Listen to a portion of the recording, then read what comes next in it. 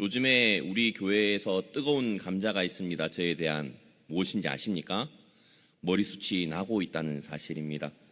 목사로서 이제 복음을 전하고 이제 성도님들이 말씀을 듣고 목사님 말씀에 은혜 많이 받았습니다. 말씀대로 살아갈게요. 이렇게 저한테 피드백이 온 것이 아니라 목사님이 어느 병원이에요? 라고 하시는 경우가 계셔가지고 목사로서 복음을 전해야 되는데 병원을 전도하는 것이 맞나? 라는 생각이 들 때도 가끔가다 있는데요.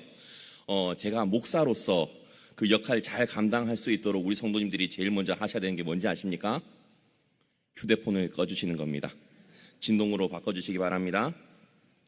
지난주 오후 예배부터 우리가 살펴보고 있는 하나님의 성품은 무엇인지 아십니까? 용서입니다. 왜 각인이 와닿으시죠? 왜냐하면 이철현 목사님께서 지난주에 용서와 저 이제 살찐 거에 대해서 다이어트와 관련해 가지고 말씀을 하셨기 때문에 아마 각인이 되셨을 거라 생각이 드는데요. 제가 다이어트를 해가지고 꼭 우리 성도님들한테 저도 다이어트를 했기 때문에 우리 성도님들도 용서를 해야 됩니다라고 말하는 그날이 속히 올 줄 믿습니다. 그런데 그 용서하심 성품 안에 들어있는 게 뭐냐면 바로 우리가 오늘 살펴보고 있는 공감이라는 성품입니다. 이걸 비유로 이제 청소년부 이제 교재에 보게 되면 이 용서, 공감, 그리고 다음 주에 살펴보게 될 화해라는 그 품목, 그 전체 카테고리를 어떻게 설명하고 있냐면 용서의 마을에 공감의 식당이 있고 화해의 카페가 있다라고 이렇게 소개를 하고 있습니다. 머릿속에서 그 이미지를 그려보시기 바랍니다. 하나의 마을에 공감할 수 있는 식당 그리고 화해를 할 수 있는 카페가 있다라고 가정을 하면 참 멋지지 않습니까? 그죠? 식사를 하다 보면 상대방에게 그 호감을 가질 수도 있고 아니면 상대방을 이해할 수도 있고 상대방과 대화를 하다 보니 더 많이 호감도도 상승할 수 있을 것입니다. 그리고 단순히 식당은 음식을 먹고 또한 배부르게 하는 것뿐만이 아니라 상대방과의 식사 교제를 통해서 그 사람의 감정과 그 사람의 행동과 그 사람이 하는 모든 것들을 이해할 수 있고 또한 상황도 파악할 수 있게 되는 것 아닙니까? 그래서 진심으로 소통할 수 있게 되는 장소이기도 합니다. 그런데요, 왜 이렇게 공감이 중요할까요? 상대방을 이해하다 보면요, 용서도 할 수 있게 되기 때문입니다. 심지어 그보다 더한 것도 할 수 있게 되는 것이 바로 공감이라는 것입니다. 오헨리라는 분 아시죠? 자, 이 오헨리라는 분이 쓴 책 가운데 강도와 신경통이라는 책이 있습니다. 그 내용 가운데 이런 내용이 있습니다. 어느 날 강도가 한밤중에 어느 집에 권총을 들고 찾아갔습니다. 부스럭거리는 소리에 깜짝 놀라가지고 깨어난 주인은 강도와 마주치게 되었고 강도는 그 주인에게 총을 들이대며 이렇게 외쳤습니다. 손들어! 물론 영어로 했겠죠. 집주인은 엉겁결에 떨면서 왼손을 겨우 들었습니다. 그러자 강도는 또 소리치죠. 아니 왜 왼손만 드는 거야? 오른손도 들어! 그때 집주인은 벌벌벌 떨면서 미안하지만 자신의 오른손은 신경통 때문에 들 수가 없다라고 이야기를 하죠. 그러자 강도는 이렇게 말을 합니다. 신경통? 아휴, 나도 그 신경통 때문에 이렇게 강도짓 하고 있는데 라고 하면서 이야기를 푸는 겁니다. 그 강도 역시 오른손 신경통으로 마비가 되어서 제대로 일을 하지 못하게 되니까 강도짓으로 이렇게 생계를 꾸려나갈 수밖에 없었던 것이죠. 강도는 신경통이란 말에 이 집주인과 신경통에 대한 이야기를 하게 되고 또한 집주인 역시도 같은 신경통이라는 그 공통 분모가 있었기 때문에 두려움보다는 왠지 공감대가 형성돼가지고 강도와 오랫동안 이야기하다가 새벽 돼서 멋쩍게 서로 헤어졌다는 그런 이야기가 바로 이 강도와 신경통이라는 책입니다. 그 내용에서 말을 하고자 하는 게 무엇일까요? 그만큼 공감대가 중요하다라는 것을 이야기를 하고 있는 것이죠. 왜냐하면 서로의 아픔을 같이 나누는 현장에서 그 사람에 대한 이해와 사랑이 싹틀 수 있기 때문입니다. 아픔을 나누지 않은 곳에서는 사랑도 나눌 수 없게 되는 것이죠. 그에 반해서 성경을 살펴보면요, 전혀 친구임에도 불구하고 공감대를 형성해 주지 못하는 사건이 있습니다. 다들 아시는 욥과 관련된 사건이죠. 다들 알다시피 욥은 어떤 사람이었습니까? 하나님이 인정하셨던 의인입니다. 그런데 모든 재산 다 잃어버리고 자식들도 다 죽어버리고 심지어 자기는 온몸에 종기가 나버립니다. 종기가 나보신 분들은 아시겠지만 엉덩이에 종기만 나도 참 불편하거든요.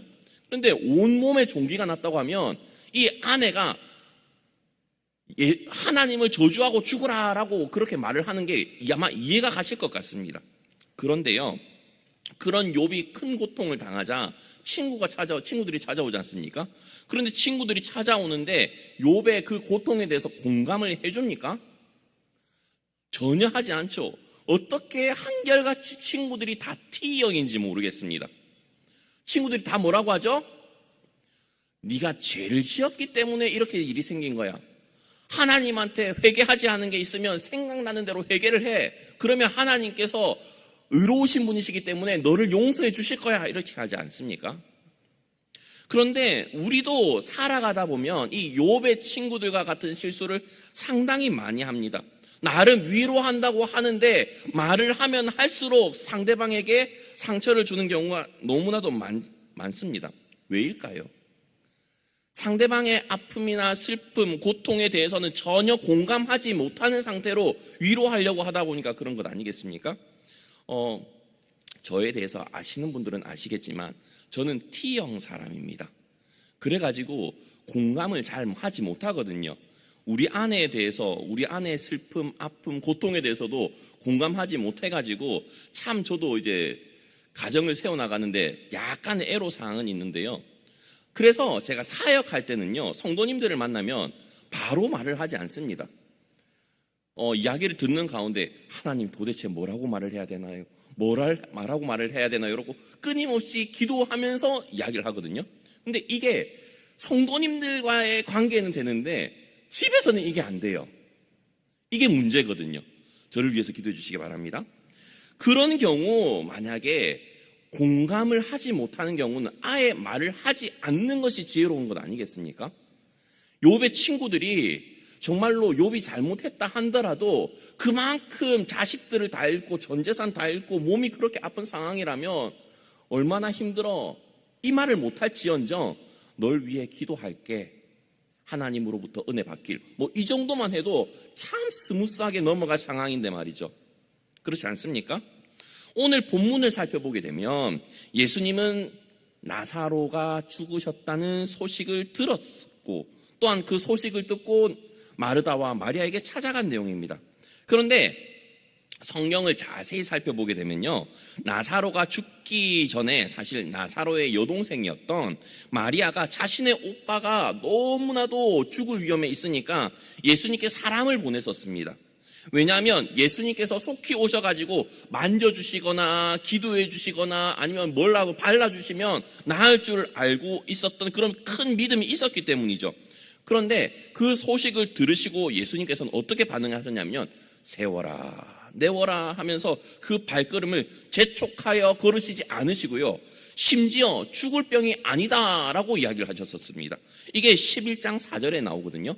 한번 다 함께 읽어보도록 하겠습니다. 시작.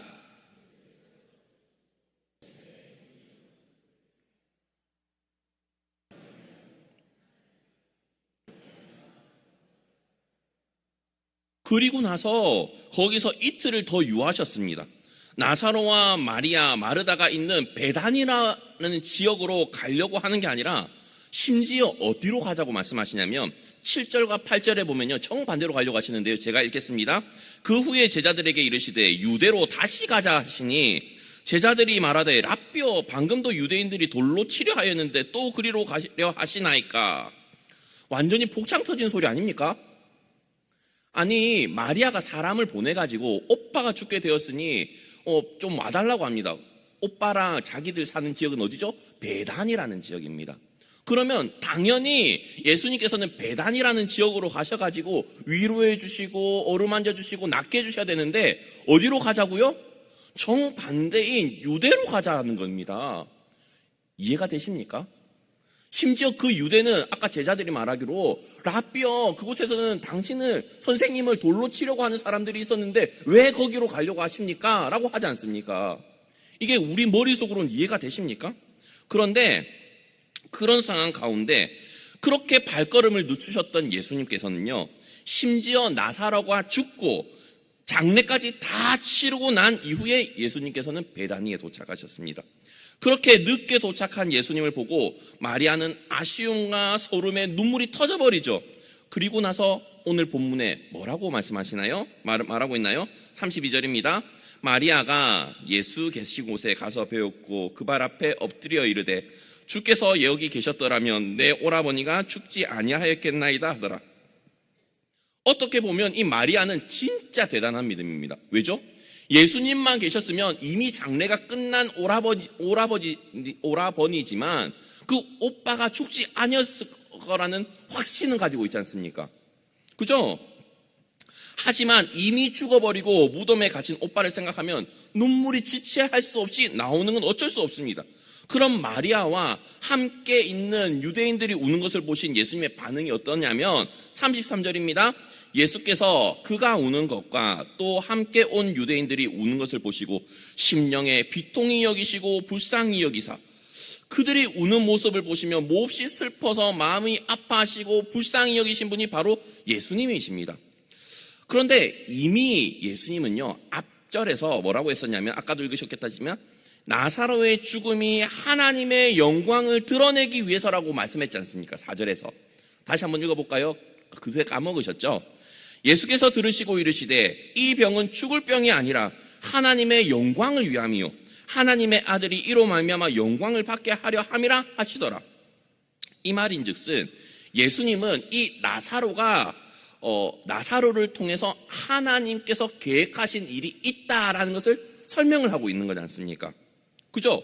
그러면 나사로가 죽은 상황 가운데서 이 하나님의 영광을 먼저 올려드리고 자신이 영광 받은 것을 먼저 선택하셔도 되지 않습니까? 그런데 그것을 분명히 하나님의 계획이 있음에도 불구하고 그 하나님의 계획과 뜻대로 먼저 행하는 것이 아니라 슬픔 당한 마르다와 마리아 그리고 그 동네 사람들을 위해서 충분히 공감해 주시면서 슬퍼해 주셨다라는 것을 오늘 본문을 통해서 알 수 있습니다. 왜 예수님께서는 그들의 슬픔과 왜 그들의 고통 가운데 공감을 해 주셨을까요? 그것은 큰 슬픔 당한 마르다, 마리아 그리고 그 곳에 있던 사람들의 그 마음과 생각, 그 감정을 존중해 주었기 때문입니다. 우리가 공감을 잘 하지 못하는 이유는요, 상대방의 그 감정을 존중해 주지 못하기 때문일 수도 있는데요. 그렇다면 우리는 오늘 본문을 통해서 생각해 보아야 될 것들이 있습니다. 그게 뭐냐면요, 첫 번째는 공감은 상대방의 이야기에 충분히 귀를 기울여야 됩니다. 아까 용서의 마을에 공감의 식당이 있다고 했던 거 기억나십니까? 식당은 아까도 말했다시피 음식만 먹는 곳이 아니라 음식을 먹으면서 대화를 나누는 것이죠. 제가 그 청년 때 막 신문도 보고 여러 가지 자료들을 찾아볼 때 이런 내용을 본 적이 있습니다. 만약에 상대방이 호감에 있다면 스테이크를 먹으라고 해요. 뚜끔뚜끔 하시는데 스테이크 고기를 먹으면서 데이트를 하면요, 상대방에 대한 호감도가 상승한답니다. 스테이크를 안 먹어봐서 모르시는 겁니까? 저는 사실 잘 좋아하진 않는데요. 만약에 그런 상황이라면 먹어보는 것도 좋겠다라는 생각이 듭니다. 그죠? 서로의 관계를 돈독히 하기 위해서 음식을 먹는 거죠. 심지어 우리는 가족을 다른 말로 뭐라고 하시는지 아닙니까? 식구라고 하지 않습니까? 식구가 무슨 뜻이죠? 먹을 식자의 입구 구자입니다. 같이 음식을 먹는 사람들을 말하는 거죠. 예수께서는 마르다와 마리아의 이야기에 계속해서 귀를 기울여 주셨습니다. 오라버니가 죽은 그 상황 가운데서 애통해하는 마음 가운데서 문제 해결보다는 그들의 이야기에 충분히 귀를 기울여 주셨다는 것입니다. 21절과 22절이죠. 마르다가 예수께 여짜오되 주께서 여기 계셨더라면 내 오라버니가 죽지 아니하였겠나이다. 그러나 나는 이제라도 주께서 무엇이든지 하나님께 구하시는 것을 하나님이 주실 줄을 아나이다. 그래서 예수님이 뭐라고 하냐면요, 23절이죠. 예수께서 이르시되 내 오라비가 다시 살아나리라. 그리고 계속해서 마르다와 대화를 이어가죠. 마르다가 이르되 마지막 날 부활 때에는 다시 살아날 줄을 내가 아나이다. 예수께서 이르시되 나는 부활이요 생명이니 나를 믿는 자는 죽어도 살겠고 무릇 살아서 나를 믿는 자는 영원히 죽지 아니하리니 이것을 내가 믿느냐. 이르되 주여 그러하외다. 주는 그리스도시요 세상에 오시는 하나님의 아들이신 줄 내가 믿나이다. 라고 계속해서 마르다와 예수님과의 대화 가운데 충분히 마르다의 이야기를 들어주고 예수님께서 설명을 합니다. 문제 해결에 앞서서요. 그런데 그 마르다의 이야기에 예수님께서는 계속 뭐라고 하시죠? 문제 해결보다 귀를 기울여서 그가 하는 이야기를 들어주는 겁니다. 두 번째는 뭐냐면요. 아까도 말했다시피 공감은요. 상대방의 감정을 존중해 주는 겁니다. 공감의 식당에서는 상대방의 무엇을 먹을지 의견을 물어봐야겠죠. 예를 들어서 저랑 이철현 목사님이 음식을 배달시켜 먹는다고 가정을 해봅시다. 제가 짜장면 먹고 싶다고 이철현 목사님의 의견을 무시하고 짜장면 2개요 이렇게 할 수 있습니까? 아니면 음식점에 가가지고 국밥집에 갔는데 저는 섞어국밥을 먹고 싶고 이철현 목사님은 일반 국밥을 먹고 싶어 하실 수도 있는데 제 임의대로 섞어국밥 2개요 할 수 있습니까? 안 되죠. 음식점에서는 상대방이 먹고 싶은 것을 존중해 주어서 의견을 물어주기도 하고요. 상대방의 이야기도 충분히 들어줘야 됩니다. 왜냐면요. 상대방의 감정을 존중해 줄 수 있어야 공감을 해줄 수 있기 때문이죠. 만약에 슬퍼하고 울고 있는 마르다와 마리아에게 그 감정을 애통해하고 비통해하고 있는 그 감정을 존중해 주시지 않는다면 바로 하나님의 계획을 바로 실천하신다면 예수님은 뭐라고 말을 하실지 아십니까? 비켜보거라 내가 살려줄 테니 이렇게만 가게 됩니다. 상대방을 존중해 주지 않으면 아마 한마디 더 하셨을 수도 있습니다. 이제 그만 울거라 얘들아 내가 살려준다잖아 이렇게 말씀하셨지 않겠습니까? 슬퍼가지고 고통 가운데 있는데 문제 해결만 하려고 하다 보면 그렇게 상대방의 감정보다는 내가 하려고 하는 이런 실수 남자분들 상당히 많이 하시는 줄로 알고 있습니다. 그런데 예수님께서 만약에 그 마르다와 마리아의 그 감정을 존중해 주지 않고 방금처럼 비켜봐 내가 살려줄게 아니면 그만 울라니까 내가 살려준다잖아 라고 말씀을 하시는 예수님의 모습을 상상해 보십시오. 와 예수님 내 그렇게 안 봤는데 확 깨시는데 이렇게 반응하지 않을까요? 아마 그랬을 것 같습니다. 그런데 그 상황 가운데 예수님께서는 그들의 슬픔을 충분히 존중해주고 납득해주고 본인도 슬피 울고 애통해 하시는 모습을 보여주셨지 않습니까? 왜죠? 그들의 감정을 존중해 주셨기 때문입니다. 창세기에 보면 우리가 믿음의 조상이라고 하는 아브라함 역시도요. 사랑하는 사람이 죽었을 때 크게 슬퍼하는 내용이 나옵니다. 창세기 23장 2절인데요. 한번 다 함께 읽겠습니다. 시작.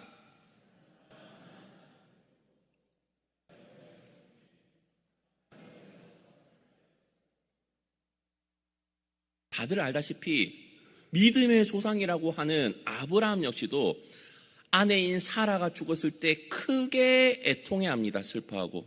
이것은 사람인지라 어쩔 수 없이 가지는 감정입니다. 그런데 예수님께서는 신이시면서 인간이셨기 때문에 그 감정을 충분히 존중해주고 울고 계시는 거죠.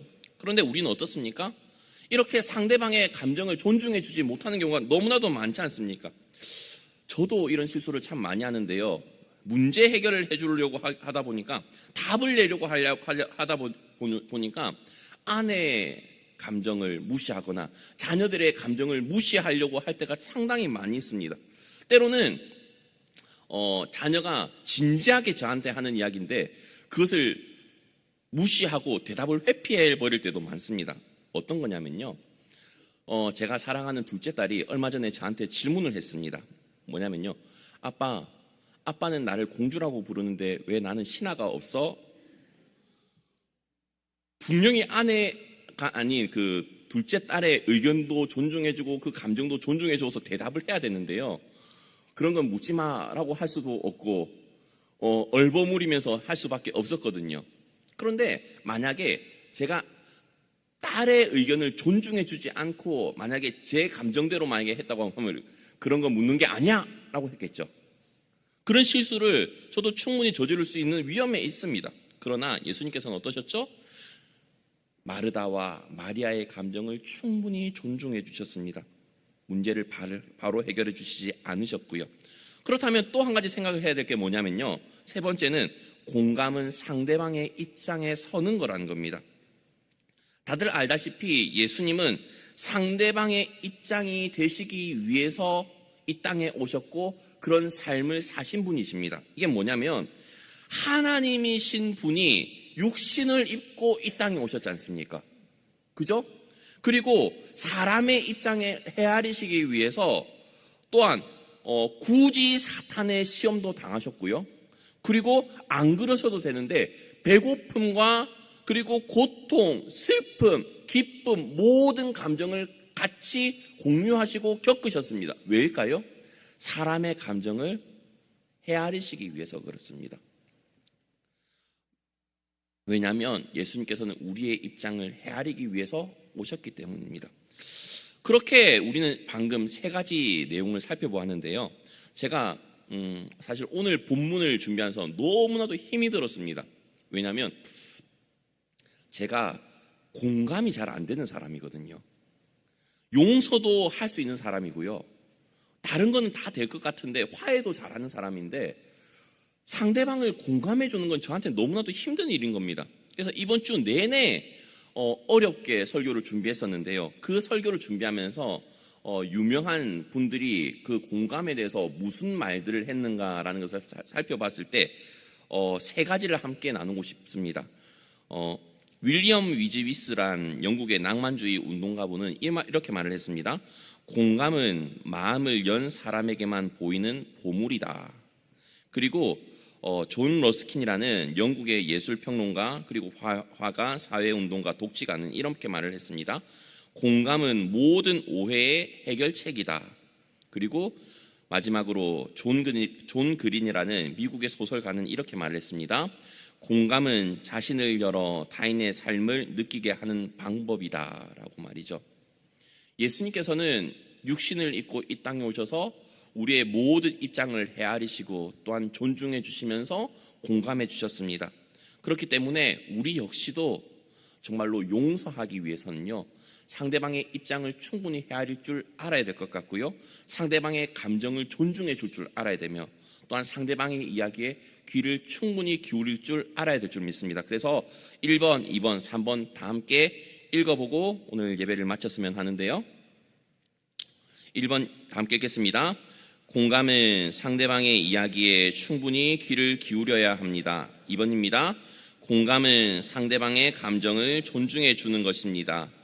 3번입니다. 공감은 상대방의 입장에 서는 것입니다. 이렇게 우리 모든 옥포제일교회 성도님들은 상대방의 이야기에 귀를 기울이고 상대방의 감정도 존중해주고 상대방의 입장에 서서 공감할 수 있는 성숙한 성도님들 되시기 바랍니다.